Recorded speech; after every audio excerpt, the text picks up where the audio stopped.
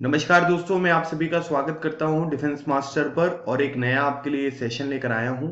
और एक ये करंट अफेयर का टॉपिक होगा जो कि आपके वेरियस रिटन एग्जामिनेशन और एसएसबी इंटरव्यू के लिए बहुत ज़्यादा यूजफुल यहाँ पर होने वाला है। तो इस सेशन में आज हम यहाँ पर वर्ल्ड हैप्पीनेस रिपोर्ट के बारे में बात करेंगे, जो कि 2021 का लेटेस्ट जो वर्जन यहाँ पर है वो रिलीज यहाँ पर किया गया है। और इसमें टोटल 149 कंट्रीज को इंक्लूड किया गया है, जिसमें भारत को यहाँ पर रैंक मिली है 139। इसका बेसिक मतलब यहाँ पर ये हुआ कि किसी पर्टिकुलर देश में वहां की जनता जो है वो कुछ पैरामीटर्स पे किस तरीके से यहाँ पर अपने आप को खुश मानती है, ये वर्ल्ड हैप्पीनेस रिपोर्ट में यहाँ पर इंक्लूड किया जाता है। ये जो पर्टिकुलर रिपोर्ट है इसको यूनाइटेड नेशन का सस्टेनेबल डेवलपमेंट जो सॉल्यूशंस नेटवर्क है वो यहाँ पर रिलीज करता है। तो अभी हमने 20 मार्च को वर्ल्ड हैप्पीनेस डे यहाँ पर सेलिब्रेट किया, उसके एक दिन पहले मतलब 19 मार्च को ये जो पर्टिकुलर रिपोर्ट थी वो यहाँ पर रिलीज हुई। तो इस रिपोर्ट के कुछ यहाँ पर इंडिया स्पेसिफिक हम फाइंडिंग्स यहाँ पर देखेंगे, और जो इंटरनेशनल हैप्पीनेस डे होता है वो कब से सेलिब्रेट किया जाता है उसके बारे में जानेंगे।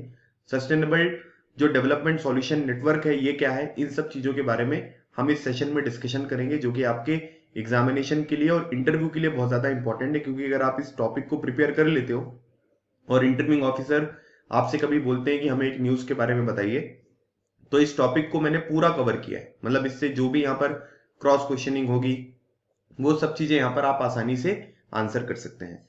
अगर आपने डिफेंस मास्टर ऐप डाउनलोड नहीं किया है तो आप डिफेंस मास्टर ऐप डाउनलोड कर सकते हैं। आपको डिस्क्रिप्शन बॉक्स में इसकी लिंक मिल जाएगी, जहां पर आपके वेरियस एग्जामिनेशन के लिए आपको वेरियस क्लासेस यहाँ पर देखने को मिलती है।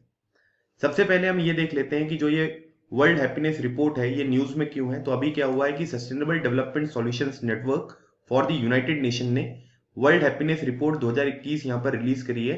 इंटरनेशनल जो हैप्पीनेस डे है ये हम कब सेलिब्रेट करते हैं, अभी मैंने आपको बताया 20 मार्च को, उसके एक दिन पहले यहाँ पर ये रिपोर्ट जो है वो यहाँ पर पब्लिक करी गई।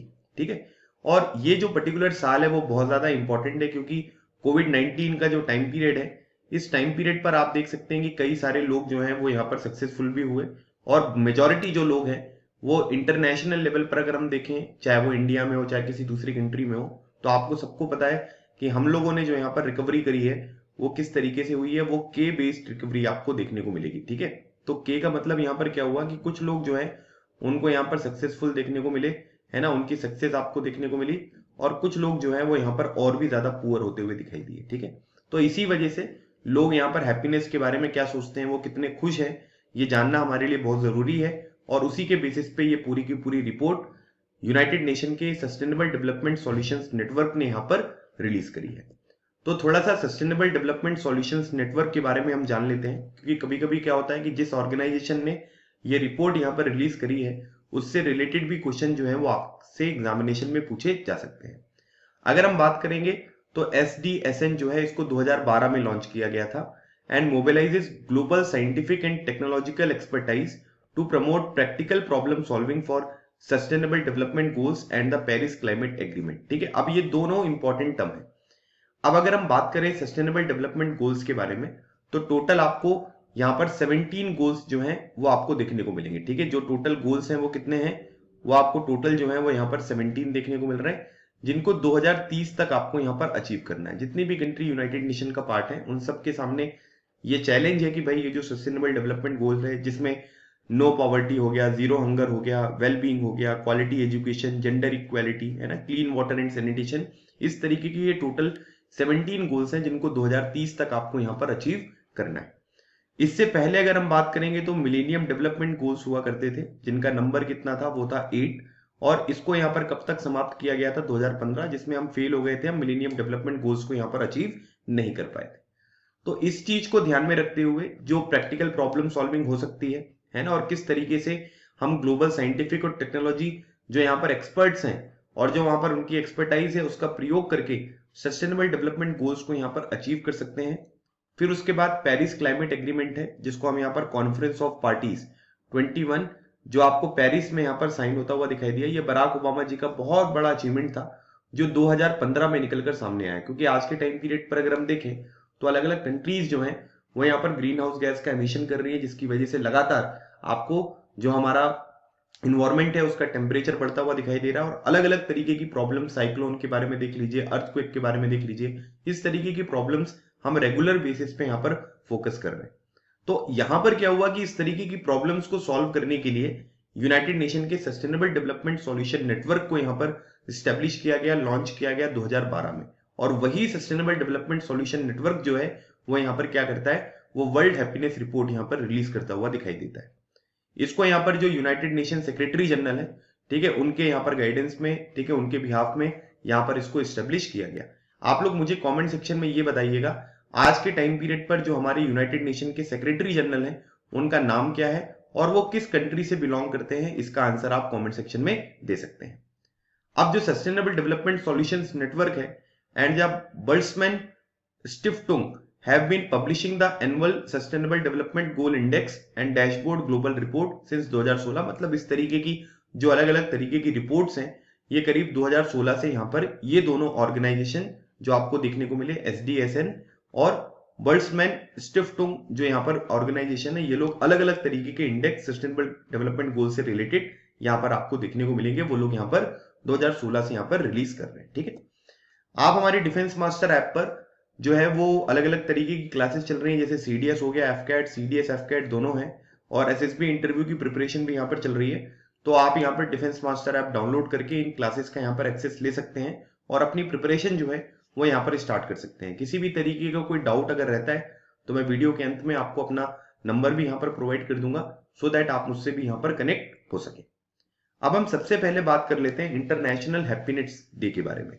तो अभी 20 मार्च को जो है इंटरनेशनल हैप्पीनेस डे यहाँ पर सेलिब्रेट किया गया to highlight the importance of happiness in the diurnal lives of the people. मतलब आप यहाँ पर ये कह सकते हैं कि आज के टाइम पीरियड पर अगर हम देखें तो अलग अलग तरीके की सिचुएशन जो है वो आपको यहाँ पर फेस होती हुई दिखाई देती हैं। अलग अलग लोग अलग अलग तरीके की परेशानियां जो है, ठीक है, उसमें यहाँ पर आप ये कह सकते हैं कि बहुत सारी प्रॉब्लम्स हैं जिनको हम यहाँ पर देख सकते हैं। मतलब प्रतिदिन अलग अलग तरीके की इंपॉर्टेंस वाले काम करते हुए दिखाई देते हैं, लेकिन लोग अपनी खुशी के बारे में नहीं सोच पाते। तो यहाँ पर हैप्पीनेस कितनी जरूरी है इस चीज को हाईलाइट करने के लिए इंटरनेशनल हैप्पीनेस डे जो है वो यहाँ पर सेलिब्रेट किया जाता है।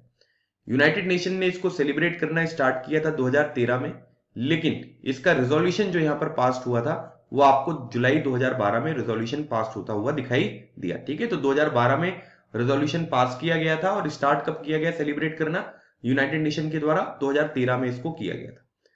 इस पर्टिकुलर रिजोल्यूशन को कि भाई वर्ल्ड हैप्पीनेस डे या इंटरनेशनल हैप्पीनेस डे हमको सेलिब्रेट करना चाहिए, इसका जो रिजोल्यूशन इनिशिएट किया था सबसे पहले वो भूटान ने किया था। भूटान की कैपिटल जो है वो आपको थिम्पू यहाँ पर देखने को मिलेगी।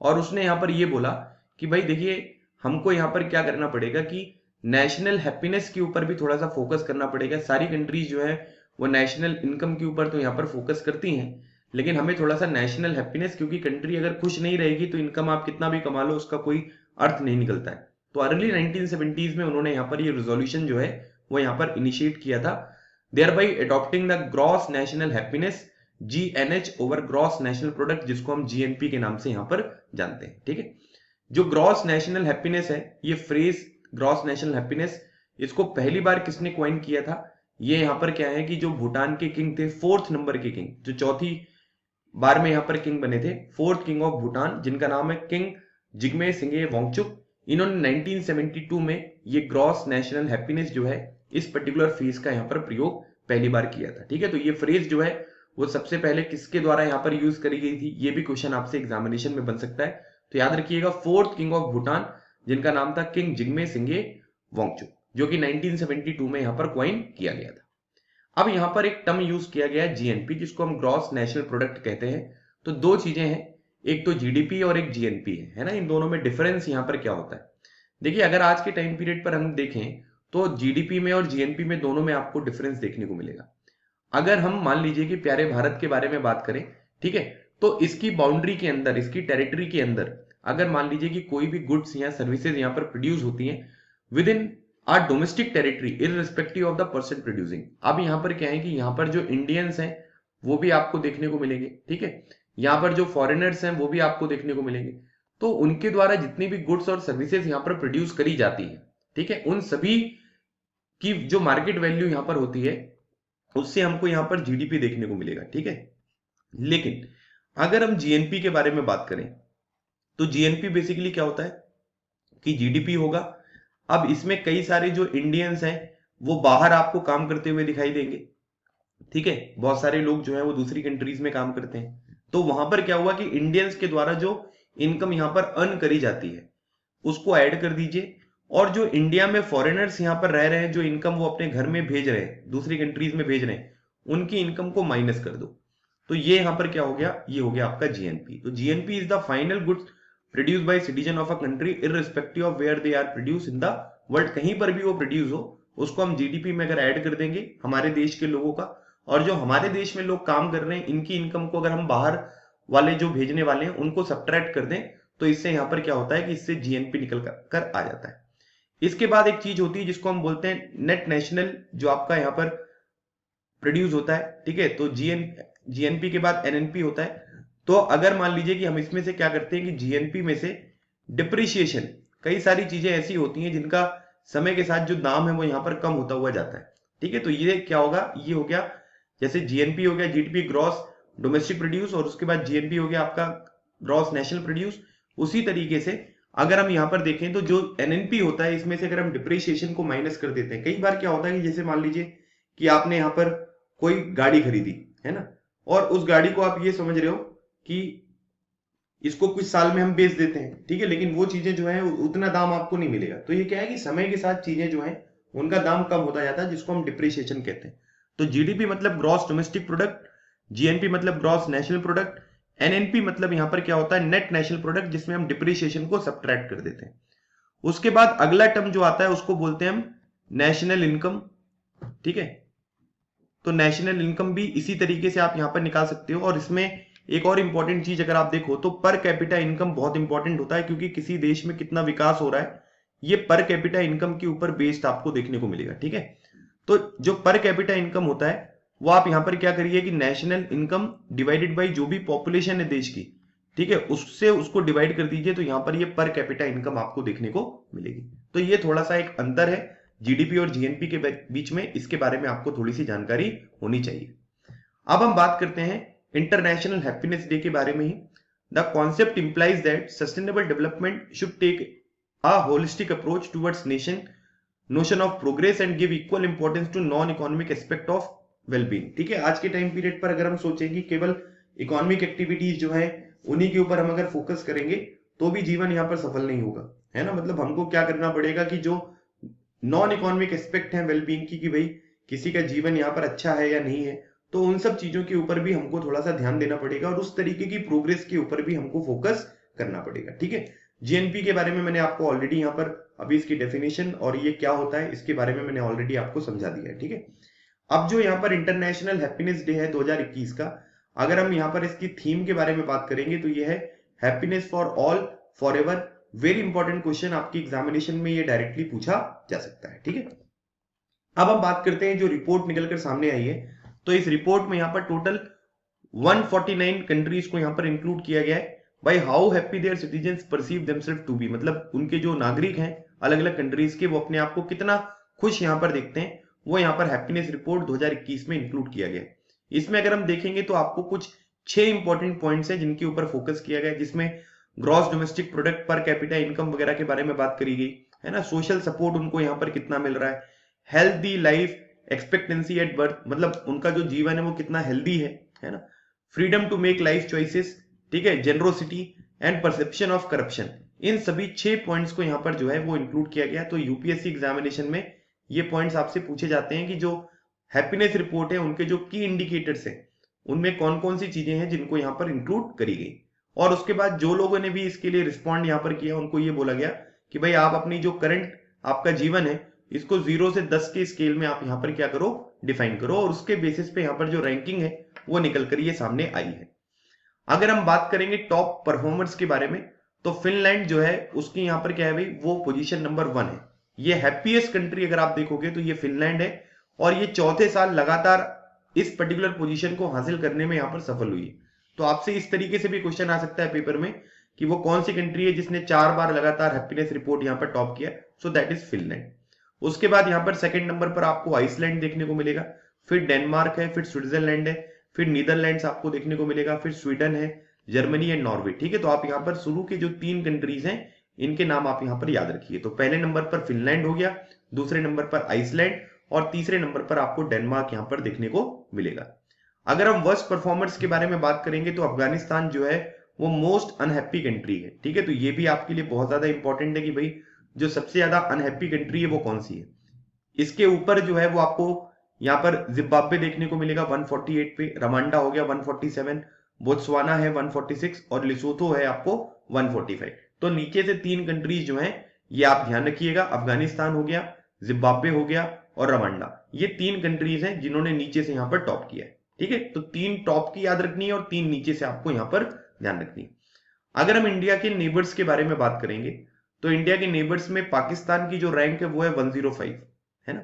बांग्लादेश की जो रैंकिंग है वो है 101 और चाइना की रैंकिंग जो है ये आपको 84 देखने को मिलेगी। मतलब भारत जो है ना, वहां पर जो खुशी है वो पाकिस्तान से, बांग्लादेश से और चाइना से, इन सब से आपको कम देखने को मिल रही है। ठीक है, मतलब पाकिस्तान में लोग ज्यादा खुश है, बांग्लादेश में ज्यादा खुश है, चाइना में ज्यादा खुश है। क्यों? क्योंकि इंडिया की जो रैंकिंग है वो 139 है जो यहाँ पर इवेल्युएट करी गई है। लेकिन अगर हम 2020 में बात करेंगे तो इंडिया उस टाइम पीरियड पर 144 नंबर पर था, लेकिन उस टाइम पीरियड पर 156 कंट्रीज को यहां पर इंक्लूड किया गया था। आज के टाइम पीरियड पर 7 कंट्रीज यहां पर कम इंक्लूड करी गई हैं। इस वजह से इंडिया का जो पोजीशन है वो आपको 139 नंबर पर देखने को मिल रहा है। पहले जो है वो 144 नंबर पे थे 156 कंट्रीज के, जो यहां पर सर्वे किया गया था उनकी बेसिस पे। ठीक है, तो ये थोड़ी सी जानकारी आपको पता होनी जरूरी है। तो गाइज ये था एक छोटा सा सेशन जो मैंने आपके साथ यहाँ पर डिस्कस किया। ये मेरा नंबर है, ईमेल आईडी है। अगर आप डिफेंस मास्टर ऐप पर किसी भी कोर्सेज को यहाँ पर एक्सेस करना चाहते हैं तो अगर किसी भी तरीके का कोई डाउट है तो आप यहाँ पर मुझसे कांटेक्ट कर सकते हैं। ठीक है, आई होप आपको ये सेशन अच्छा लगा होगा। अगर आपने वीडियो को यहाँ तक देखा है तो आप अपना जरूर फीडबैक कॉमेंट सेक्शन में बता सकते हैं। मिलते हैं हमारे नेक्स्ट सेशन में, तब तक keep smiling and keep preparing. लगे रहो, एग्जाम क्लियर करो। थैंक यू सो मच, जय हिंद।